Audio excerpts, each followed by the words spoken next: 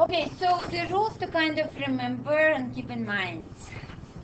The number of solutions of a polynomial is equal to the highest exponent. Right? We kind of talked about this a little bit before. So if the highest exponent is 3, we should expect 3 zeros when we solve that function. The maximum number of terms is 1 less than the highest exponent. And what do we mean by terms? If I have the function that looks like this, you see it is going up first, and then it becomes decreasing, and then it becomes increasing again, and then decreasing again, and finally it increases forever and ever. So each of these points, when the function changes direction from increasing to decreasing back to increasing, we call it a turn. So the maximum number of turns in the graph equals 1 less than the highest exponent. Okay? Remember our parabola? In parabola, in quadratic function, what is the highest exponent? 2, right? Because it's x to the power of 2, y equals x squared plus something. Right? So the highest exponent is 2, the number of terms is 1. It changes direction just once. Yes? So say that 6 terms on that thing, the highest exponent would be 5. 7. Yes. So the maximum number of terms is 1 less than the highest exponent. Okay, for odd functions, functions with the odd highest exponent, the ends of the functions go in opposite directions.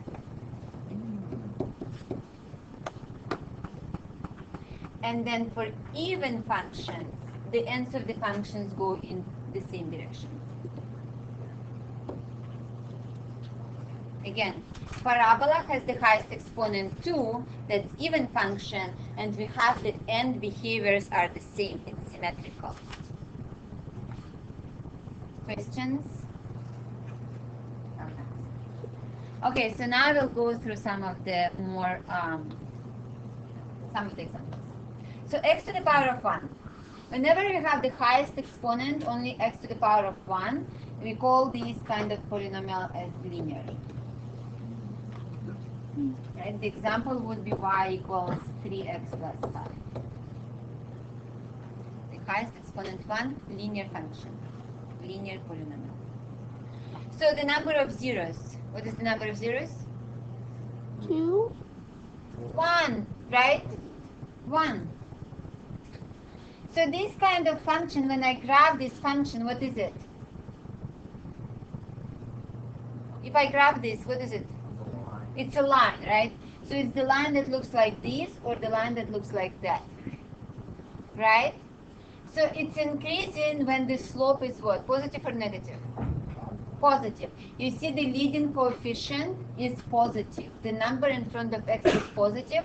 We have positive slope, so the line goes like this. And then when the leading coefficient is negative, meaning we have the negative number in front of x, the line looks like that.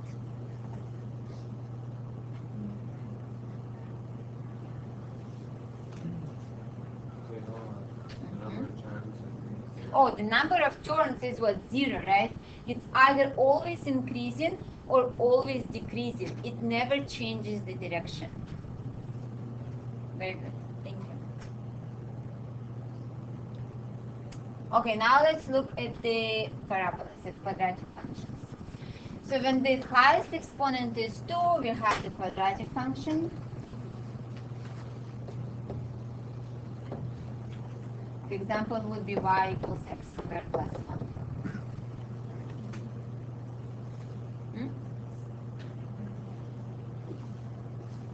So what is the number of zeros? 2 zeros. The quadratic function will have 2 zeros. What is the maximum number of turns? 1. Very good. So if the leading coefficient is positive, how does my parabola look? Upward facing or downward facing? Upward facing, like this, right? And here are my 2 zeros. And if the leading coefficient is negative, then my parabola is flipped. So it looks like this. Here I have 2 zeros. And again, Sometimes we have real zeros, right, as in my examples. Sometimes we could have double roots, right? So it's still two zeros technically, but it's the same number. When the parabola just touches the x-axis, it's the double root. And then, of course, it could be just above or below the x-axis, never crossing it. And then what kind of roots do I have?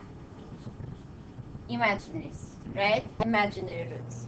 No real solutions, but still they're imaginary or complex numbers. Questions? Okay. Now, when the function has, or the polynomial has the highest exponent 3, we call this polynomial cubic. Right? Cubic. Yes, cubic. I'm learning the English words with you. The example is x to the power of 3, let's say minus 1. I'm using the little ones, just so I save some space. So how many zeros will this polynomial have?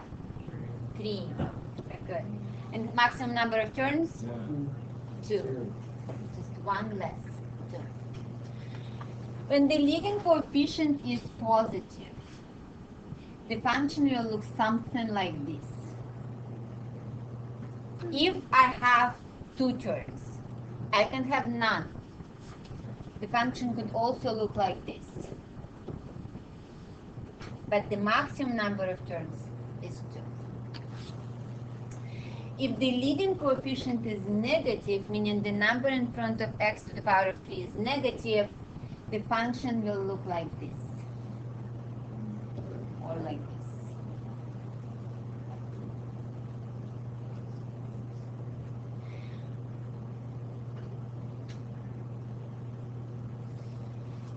If you ever confused or forget or not sure about these end behaviors, which one is which, try to choose some really large number, right? Like 1,000 or million. Plug it into your function and see if your y is positive or negative, right? And that will tell you should the function be negative on the right side or positive on the right side, right? You see what I mean? So for this one, for example, what is my leading coefficient? 1, right? It's positive. So I expect my function to look either like this or like that. So if I choose x really large, like 1,000, and I put 1,000 to the power of 3 minus 1, that is the positive number, right? So I know that it's somewhere above the x-axis when I go to the right. If you ever forget about this, leading coefficient positive, negative, what does it really mean? Just try to plug in really large number and see where it is, the y, or try to plug in really large negative number and see where you end up. Make sense? Yeah. Okay. Questions about this? So x to the power of 4. If the polynomial has the highest exponent x to the power of 4, this kind of function is called quadric. Quadric.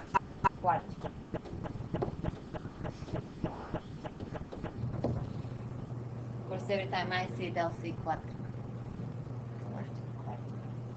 Okay, the example would be y equals x to the power of 4 plus 3x to the power of 3 plus 1. So how many zeros do I have?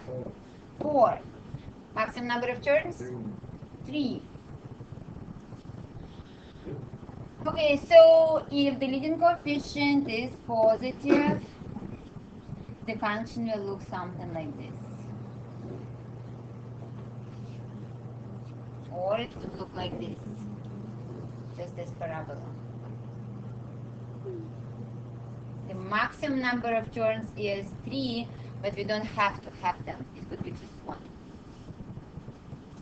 And if the leading coefficient is negative, then we flip it. Function looks something like this.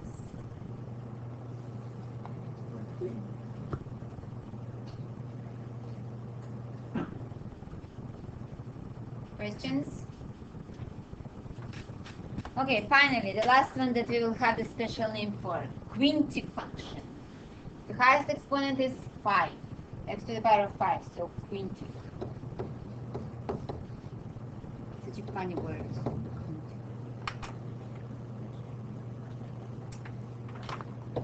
example, y x to the power of 5 minus 2x to the power of 3 plus 1. So number of zeros, 5. Maximum number of terms, 4. So now looking at the pattern, do you think this will be symmetrical, the end behaviors? Will it be the same or different? Opposite, right? So we have the odd kind of function. The exponent is odd number. You expect the end behaviors to be opposites, right? The two arms go different directions. Okay, so if the leading coefficient is positive, what do you think the right behavior is? Positive infinity or negative infinity? The right behavior. On the right, function will go up or down? Up. Right, 1, 2, 3, 4. And then if we have the leading coefficient negative, then it's the opposite.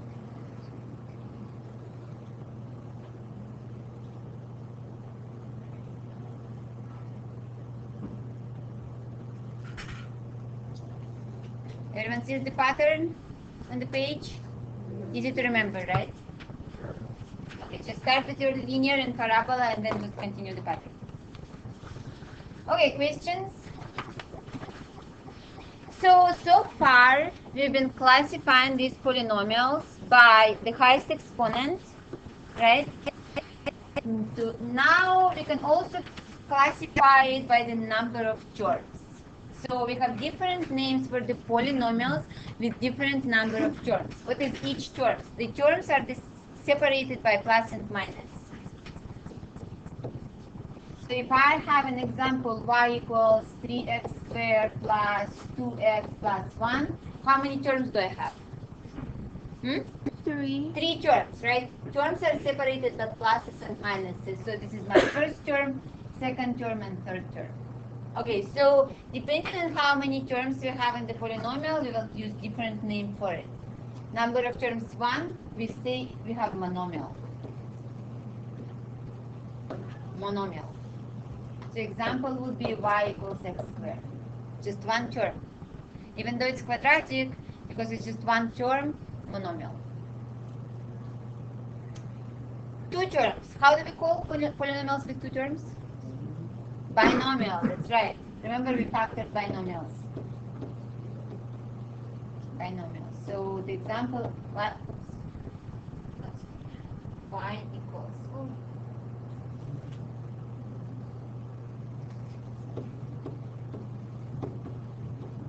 y equals x squared minus 1. That's a binomial. You know how to factor. So if the number of terms is 3, what do we call that polynomial? Trinomial. Y equals x to the power of 4 minus 3x plus 1. 3 terms. And whenever we have 4 or more terms, we'll just say polynomial, no special names.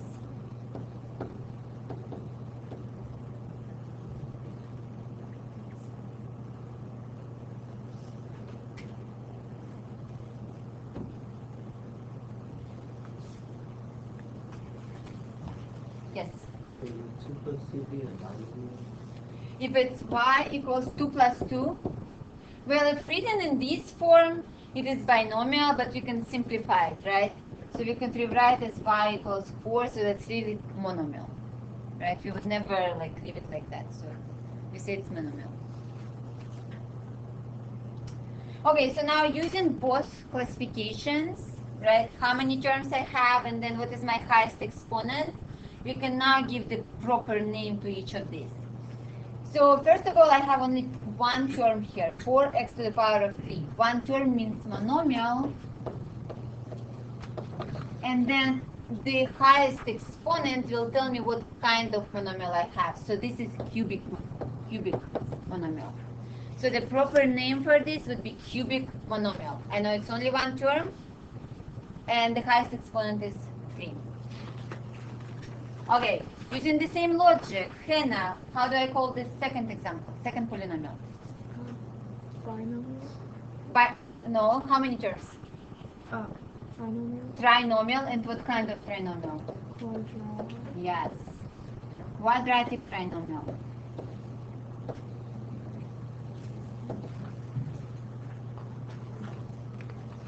What about the third example? Suhail. What do I call this third example? Polynomial, what kind? Polynomial. And what kind? Based on the exponent? Quartic. Yes. Quartic. Quartic polynomial. No special names for four terms and up. Questions about this? Just terminology. Okay, so let's describe these polynomials. The first one. What is the degree of this polynomial? 5. 5. What is the name? Polynomial. What is it? Quintic. Quintic. Yes, quintic. I love this word. Quintic polynomial. If I ever get a new dog, I'll call him quintic. I just love to say it. Okay, number of zeros.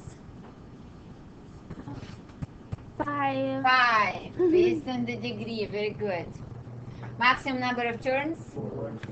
4. Very good. Okay, so this is quintic polynomial. So will the end behaviors be the same or opposite? Opposite. Opposite because it's an odd function. Very good. Now, looking at my leading coefficient, what is the right end behavior? If I go to the Positive. right, will I go up or down? Up. Up, right? So 1, 2, 3, 4, 5. So my polynomial, when I graph this polynomial, it will look something like this. I can have less than 4 terms. The maximum number of terms is 4. So this is like my approximation of this function. I don't know how many terms I will have if I actually graph it. But based on my leading coefficient 3, I know that the right behavior should be positive infinity. And this is why, and I know that because the function is quintic, right, the highest degree is 5, odd number, the behavior should be opposite. That is why I know that the function will look something like this. Yes. So when the function has an odd number as the highest exponent, one will be negative infinity and will be positive infinity. Yes. When it's an even exponent, it'll either be infinity, or negative infinity. Correct. That is exactly correct. Okay, so even though I don't know exactly how my function looks, my right behavior, meaning that as x goes to the positive infinity, where does f of x approach? Infinity, positive infinity. And as x goes to minus infinity, where does f of x goes? In negative infinity, right? Negative infinity. Questions about this? No. Good. So let's look at the second example. F of x equals 5 minus 2x to the power of 4 minus 2x to the power of 3. What is the degree of this polynomial? 4. 4. Very good. So how do we call this polynomial? Quartic trinomial. Not cubic? Quartic, right? I said Because the quartic. degree is 4. I said quartic. No, I was looking. Oh. Quartic. Quartic. Oh, tell me, quartic or quartic? Quart.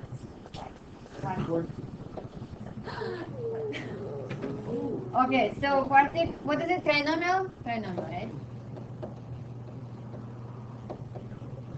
Trinomial. What is the number of zeros? 4. 4. Maximum number of terms? 3. 3. Okay, will the end behaviors be the same or opposite? Same. Same, because the degree is odd number, even number. Okay, so looking at what is my leading coefficient? 5. Leading coefficient is 5. no. Oh, negative 2x to the 4. Negative 2, right? Because it's the number in front of the highest exponent. right? So this is my leading coefficient. Leading coefficient is positive or negative? Negative. It means that the right behavior of this function is what? Plus or minus infinity? Huh? Positive. Negative infinity, right? What? If it's negative, let's go back to our first page. That's 3. Negative infinity, the right behavior is always negative. Well, Yes, so the leading coefficient is the number in front of highest exponent. We have negative 2, it's negative. It means that the right behavior of this function will be negative infinity. Yes, and because this function is symmetrical, or I mean the n behaviors are exactly the same, negative infinity 2, right? And if we ever forget the sign of leading coefficient, would not just pick very, very large numbers. So let's pick x equals 1000. And let's put in calculator 5 minus 2 times 1000 to the power of 4 minus 2 times power to the 1000 to the power of 3. It will be a very large negative number, right? You know that we should have negative infinity for the right behavior. Make sense?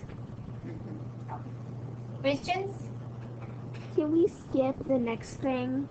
No, this is the fun. This is actually really interesting, right? So now we are not given the actual function. This is my favorite part of the class. Okay, so now that I don't have the actual function, but I'm given some properties of it, right? I'm told that polynomial has degree of 5, 3 real zeros, and one of the real zeros has multiplicity of 2, meaning it's double root, right? So double root. How does the function look? Okay, so degree 5. If the degree of polynomial is 5, how many roots should it have, Bill? Total number of roots? 4. Oh, 5. 5. 5 roots. So why are there only 3? There should How- be one more. Yes. So 5 roots total, 3 real roots, right? So 3 real, There's one imaginary. 2 imaginary. What does it mean to have imaginary roots? It's an I. It doesn't Yes. exist. What does it mean to have 3 real roots? They exist. Right. So the real roots are what? If I grab this function, what will I see? How many x-intercepts? 3. 3. However, since we are told that one of the roots is double root, right? So one double root and one normal root, just like single root, SR. The double root means what? Does the graph actually cross the x-axis or touches it? Touches it. Touches it, right? So one double root, it means that my graph will touch the axis. One real root, my graph will cross the axis. And then how many turns, maximum turns does my function have? 4. 4 turns or up to 4 turns. So either I can leave it like this or add a little bipolysum right here. Wait. Right? So 1 turn, 2 turn, 3 turn, 4 turn. So up to 4 turns I can have. Wait. Yes. I have a question. Mm-hmm. The way we graph this, Mm-hmm. it looks like a binomial. Like binomial. Yeah. Binomial only tells you how many terms you have, right? The Oh, exponent tells you. The exponent. It looks like it only has 2 exponents. Why? What do you mean? No, the x to the power of 2. Look, you're talking about quadratic function. Yeah, like why does it only have 2 squiggly lines technically, like 2 bumps when it should have 4? It doesn't make sense. It looks like another one. No, it doesn't. Yes, it does. The parabola will look like this, right? If it's just square, the parabola will look something like this. Yeah, I mean the cube one. It kind of looks Oh, like... the cube one. Yeah, Okay. it looks like the cube one, which is why I'm confused. How are you going to tell the difference between it? Uh-huh. So the cube one, how many turns can it have? 2. Only 2, right? This one has 1, 2, 3, 4. So you know this cannot be cubed. I know, but you have to add on the other 2. Yes. Okay. So let's say the function we are talking about like y x to the power of 4 and y equals x to the power of 2. If you just look at the graphs, they are both have the same form. However, if you look closely, x to the power of 4 will be a little bit narrow, more narrow, right? So there is a difference between the two. This will be x to the power of 4 and this will be x to the power of 2. But the shape will be the same. However, if you add like some 3x to the power of 3 plus x squared plus 1, then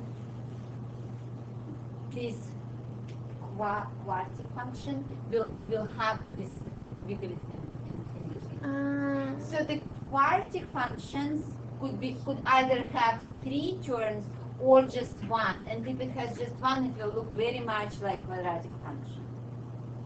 Make sense? Mm-hmm. So that's why we say maximum number of terms. Okay? Not number of terms, but just maximum number of terms. There are different types. Okay. Okay, questions about this example? Imaginary means that they are like somewhere we can solve if we, if we have this polynomial, right? It could look something like this. This is defined. Y equal x to the power of 5 plus x to the power of 3 plus x to the power of 2 plus 2x plus 1, right? So it's something like this. And then you can graph it. You will see 1, 2 roots, right? You will have 2 zeros when you graph it. And you will know that this 0 is double root, and this is just one single root real. So if you take them and you do, for example, your synthetic division, right? You will have x minus something square for your double root. And then you'll have x minus something for your single root. And then you'll have the quadratic function here. I don't know, like, I'm just making up numbers, right? So 2x squared minus 1 plus 5. So when you solve this quadratic, you will have complex numbers as roots. Make sense? So you cannot see them on the graph, but you can solve for them algebraically. I don't know if that answers your question. Kind of. Okay. Okay, any other questions about this? What? Kevin? Question? Comment? Concern? Okay. Okay, so let's look at the second example here. I'll remove this just so we are not confusing anyone who's ever watching. Okay, so this polynomial has a degree of 4. It has 4 imaginary zeros, and as x goes to infinity, y goes to infinity. Oh, by the way, is this going back to the first example, is this the only graph that we could have drawn? Right? We are not told anything about the leading coefficient, positive or negative. So in my example that I drew, the leading coefficient is positive or negative? Positive, right? If the leading coefficient is positive, then the right behavior is plus infinity, right? Right behavior is plus infinity, positive infinity if the leading coefficient is positive, right? So my example, that the graph that I drew is for positive leading coefficient. Correct? Questions? Okay. Come on, wake up. Sorry. Polynomial has degree of 4. It has 4 imaginary zeros, and as x goes to infinity, y goes to infinity too. Okay, so if the polynomial has degree 4, how many zeros should it have in total? 4 zeros. So How many do we have imaginary zeros? 4. How many real? 0. 0 real zeros. What does it mean? Does my graph ever touch the x-axis? No. Does it ever cross x-axis? No. No. Very good. So it's either above the x-axis or below x-axis, right? We are told that as x approaches infinity, y approaches infinity. So is it above the x-axis or below it? Above. Above it. Okay, good. The degree 4 tells us that this function is what? Symmetrical. I mean, the end behaviors are the same, right? Mm-hmm. So it should look something like this, correct? Right? Everyone is with me? Okay. And again, I'm drawing the function with the maximum number of terms. You don't have to, right? This function could very much look like just regular parabola like this, right? Could be either like red or like blue, right? Based on what we discussed before. Questions? Are you comfortable with this? Yes? Good. Okay. Then we can talk a little bit more about the properties. Okay, so far we've been looking at the polynomials written in standard form, like this, standard form. Right? So it's pretty much just all the exponents by themselves ordered from the highest to the lowest. We say that the an, number in front of the highest exponent, is called the leading coefficient, and then the last number without the exponent is called the constant term, and n is the degree. Just repeating what we already said. We could also have the polynomial in the vertex form. See, fx equals a times x minus h to the power of n plus k. Remember the vertex form of the quadratic function looks like this, with the n equals what? 2. Yeah. Are you sleeping? Really bored? It's Monday. Should be excited then. Okay. So looking at this function, right? Doesn't matter what my n is. Could be 2 for quadratic, 3 for cubic, and so on. What is the parent function? What do you think the parent function is? That thing right there. No. So this is the function, the polynomial function written in vertex form, right? So if I just so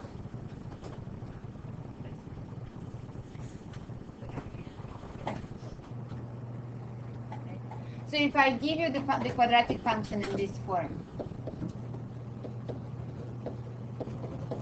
what is the parent function? This simplest quadratic function. No, the simplest. X squared, right? Like the most basic quadratic function, right? If you know how to graph it, goes through 0, 0, and 1, 1, minus 1, 1, right? So from the parent function, this is my parent function, to this function, what transformations happened? Right to, what else? Up 4, what else? Stretched, right? Stretched by 2.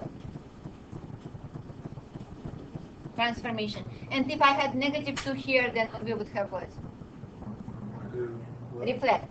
Well, yes, if it was 1 over 2, we would have compress and flow stage. But if I had negative 2 here, it would be flip or reflect, right? So going back to this example, instead of 2, I have n. So it's whatever polynomial, right? Not quadratic, not necessarily quadratic, just whatever degree. So what do you think my parent function is for this one? What is the simplest polynomial of the degree n? The most basic. Y equals x to the power of n. Right? Same degree, but the basic. Everything like all this a, h, and k are the zeros. Right? The basic polynomial of this degree. We call it parent function. So what transformations happen from the parent to this one? We see, right? It's the same idea as with the quadratics.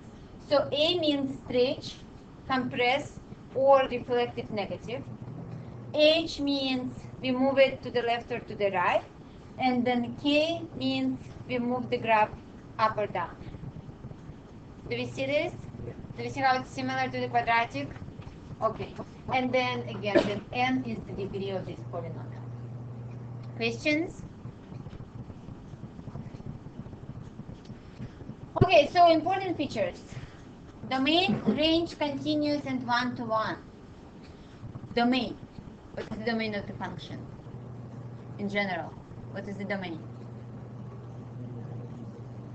X values, right? Whatever x I could choose to plug in into this function. All the x's that are allowed. So what is the domain for the polynomial? Domain for the polynomial. Domain. We're still talking about domain.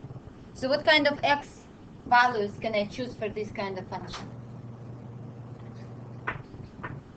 Are there any restrictions on x? Yes. What x can I not choose? I can choose negatives in class domain, right? Right, so it's always negative infinity to positive infinity, just like for quadratics, right? I can choose any x. Domain for quadratic function, or actually any polynomial, is just negative infinity to infinity. Domain means where function is defined. What values of x I could choose. Any x. I can choose any x, plug it in, get my y plotted. Right? Should we do some practice? Are you tired of listening to me? Should we just stop and do some practice, Mrs. Osborne? Huh? Yeah. So these notes are for 2 days actually. So we will finish these notes next time. I'm just thinking it's too much. Right? Should we stop? Yeah. I was walking around that.